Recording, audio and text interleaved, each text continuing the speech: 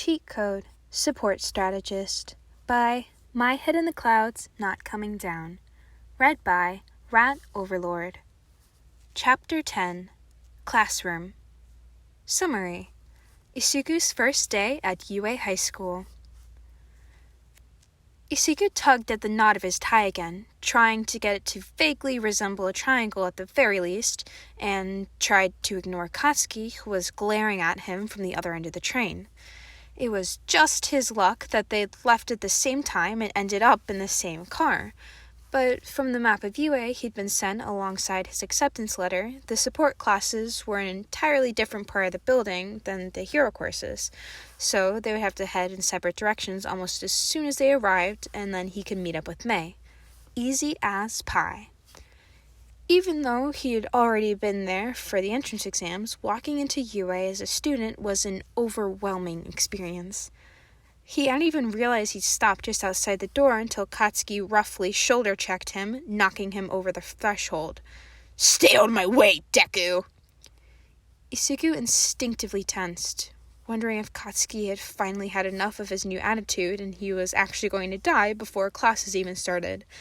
But Katsuki just walked away, not even sparing Isuku a backward glance as he headed towards the hero course.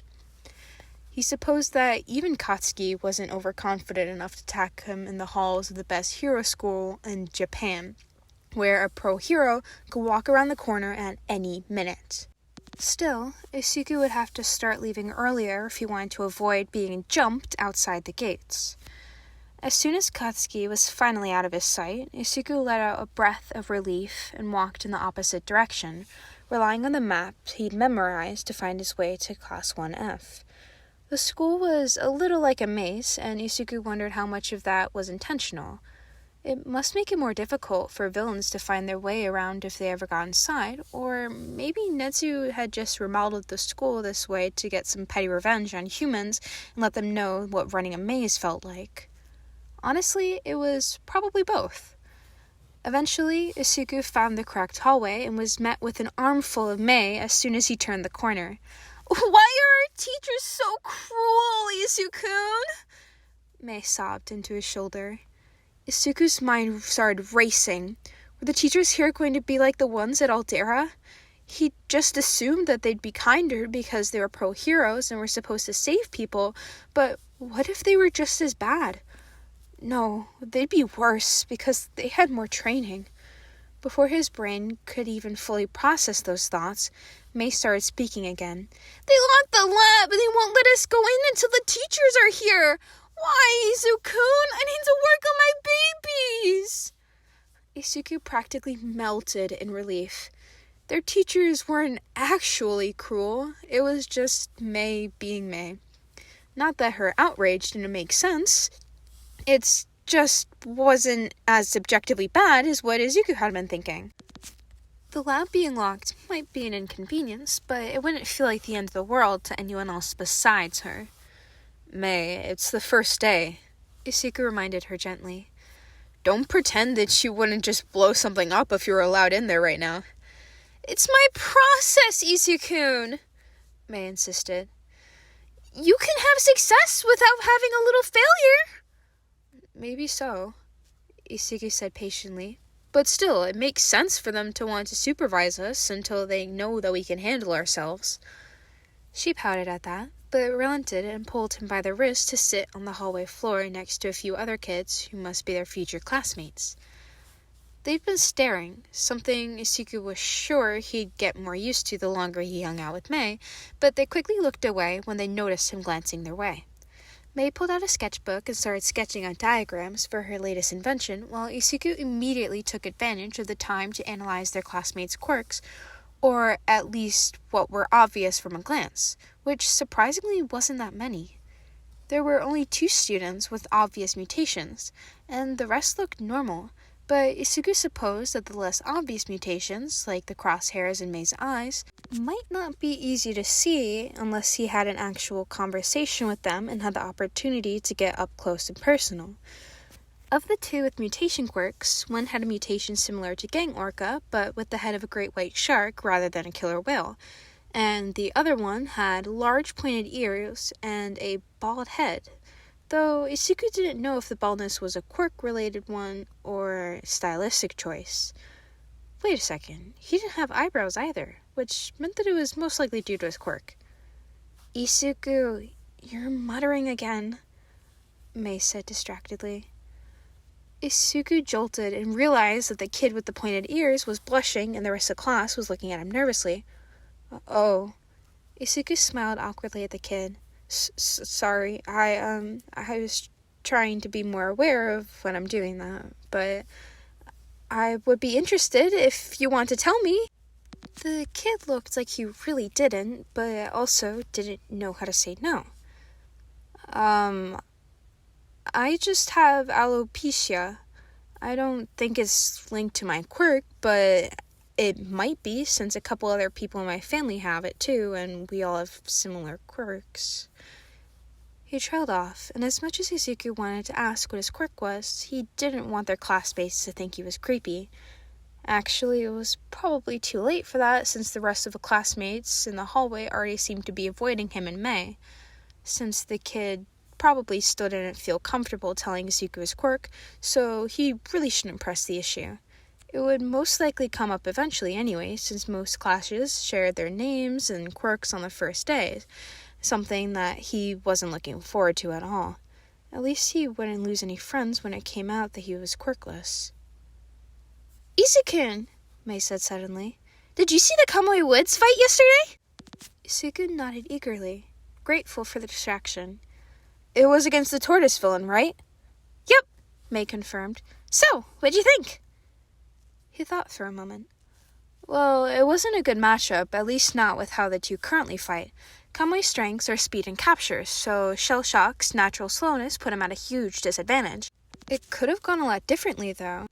His shell is hard enough that physical attacks are useless against it. Not that that would have helped against Kamui's lacquered chain prison, but if he had thought to use his shell as a bludgeoning weapon, he probably could have broken out of even that trap fairly easily, with one of Kamui Wood's major weaknesses being how soft his wood is, since it has to grow so fast. Mei grinned and wrote something down. What do you think of turtle shell armor? Isuku grimaced and shook his head. Too heavy. There's a reason why tortoises are so slow. Turtles, however, can move pretty quickly in water, so the idea might be more practical for water combat hero like Selkie. And if there are air chambers to help with the buoyancy, the armor won't even sink if it's too heavy. Isuku's brain stormed happily. She scribbled out some of the things she'd already written down and turned to a new page of her sketchbook. They spent the rest of their wait discussing various hero fights Isuku had seen that week and discussing how to mimic the strengths or cover their weaknesses of both heroes and villains. Isuku was vaguely aware of their classmates discreetly edging away from them, but he couldn't bring himself to care.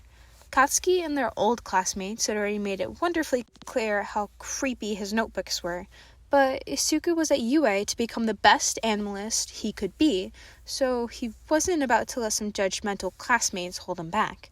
He was honestly just lucky that Mei had sat next to him at the exams. He probably still would have met her, since they were in the same class and everything, but he would have been about 1,000 times more nervous. The bell rang right as Power Loader rounded the corner.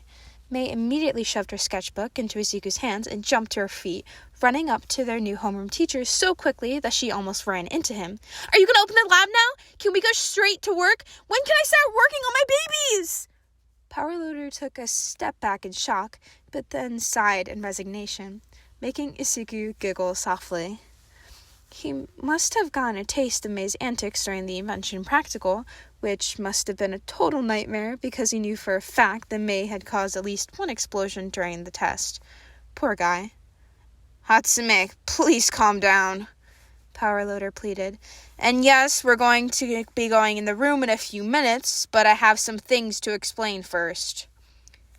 Mei looked like she was about to argue, so Isuku stood up and tugged on her arm. Come on, Mei. Just be patient. A little longer. Okay, Mei-chan?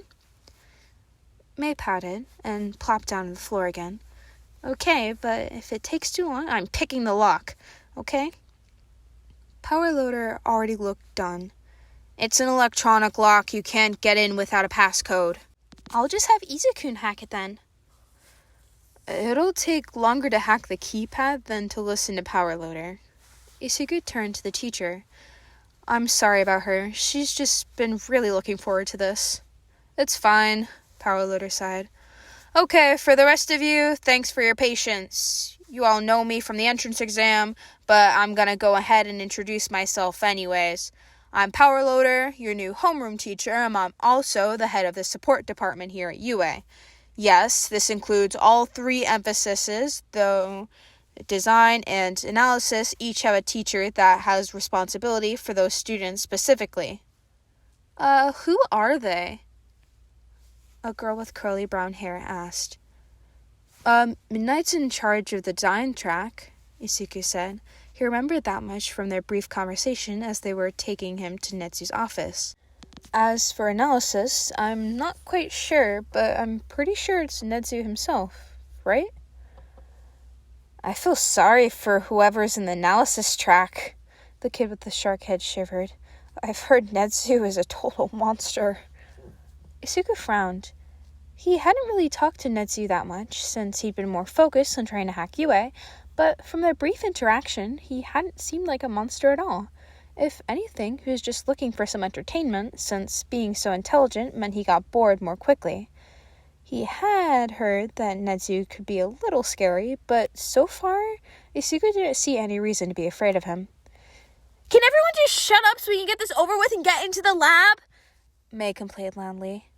PowerLoader cleared his throat. Yes, of course. I'm sure you remember that we asked each of you what tools and materials you wanted, correct? Well, we've included those items in your personalized workstations. When you enter the lab, find the table with the tools you ordered, and there's also going to be a nameplate on each desk to make it easier and prevent any confusion. We have to go to the opening ceremony in 20 minutes, but that time is yours to get familiar with the space and set up your station the way you like it. You've all already passed the lab safety test, but please be aware that if you are caught engaging in unsafe lab procedures, you will receive detention and a ban from the lab until you have demonstrated that you are willing to follow the rules. PowerLoader looked at May as he said the last part, and Isuku had to hold back a laugh.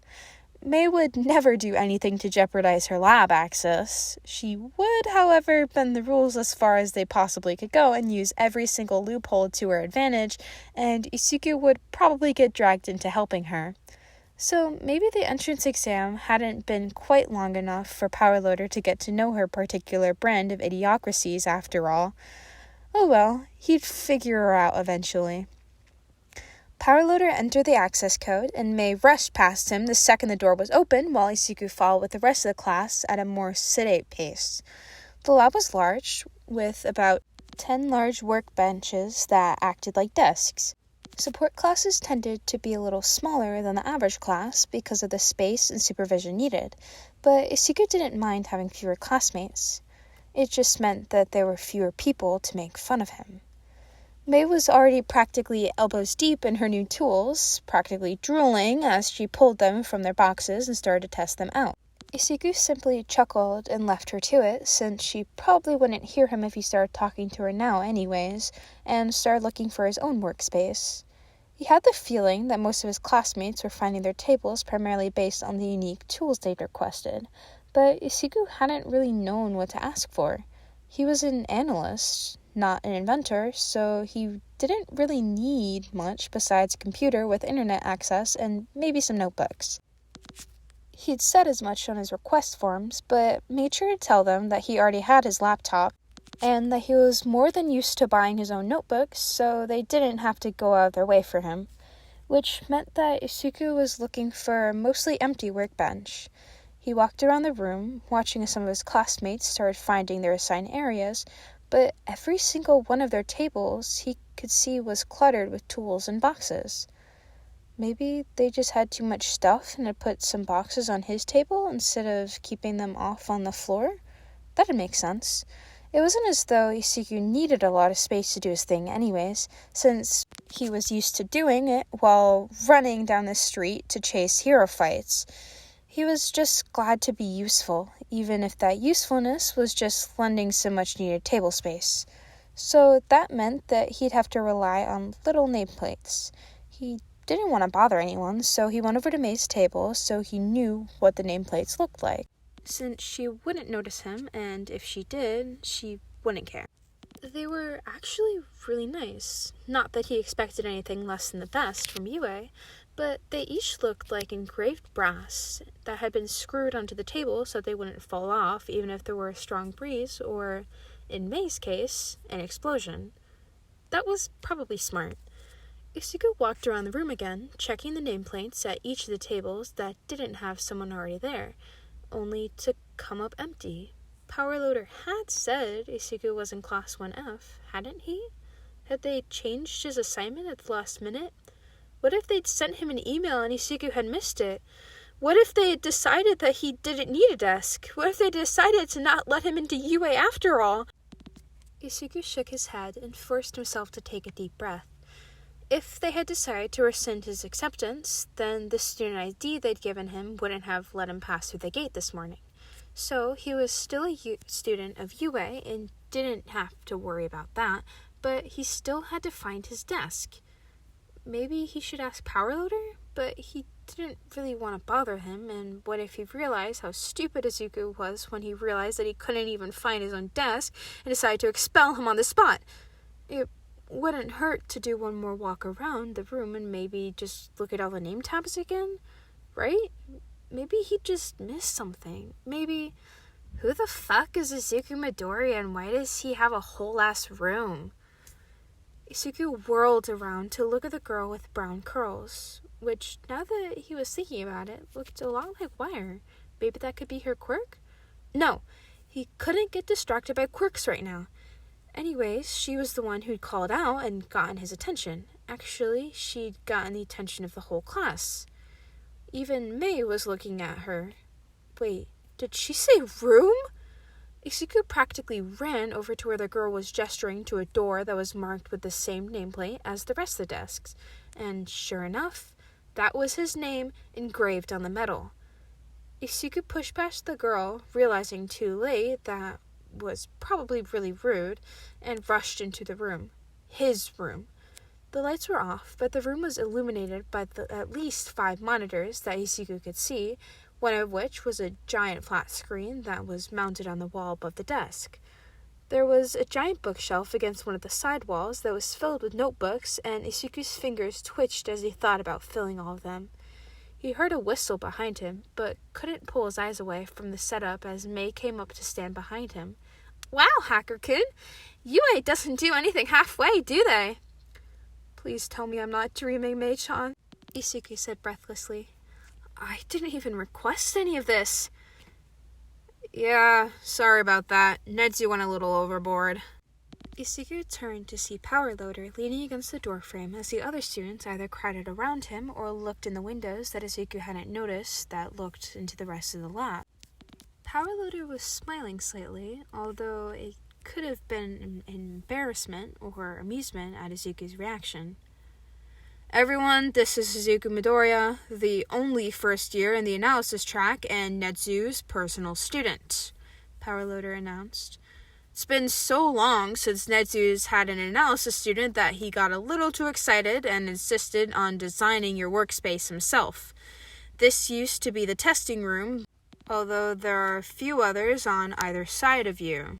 But at least this way you won't be distracted by the sounds in the lab, or have to be worried about lab accidents damaging your computers.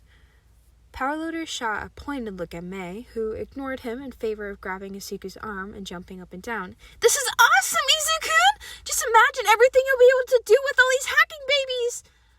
Isuku nodded, then remembered his manners and bowed to Powerloader. Thank you. I'll do my best to put it to good use. Powerloader nodded and smiled as he left. May gave his arm a reassuring squeeze before running back out of the room to her own workspace, and Isuku noted with relief that he had a clear view of her desk from his windows. He didn't know why that was so reassuring, but it was probably because she was his only friend, and he didn't want to feel alone again. The other students each looked at Isuku curiously before they too turned back to their own workspaces, and he hoped that they wouldn't find him quite as creepy as they had before, now that they had a wall separating them and knew that he was supposed to be analyzing everything. Isugu reverently sat down at his desk and started to familiarize himself with the computers. He had a feeling that this was going to be a good year.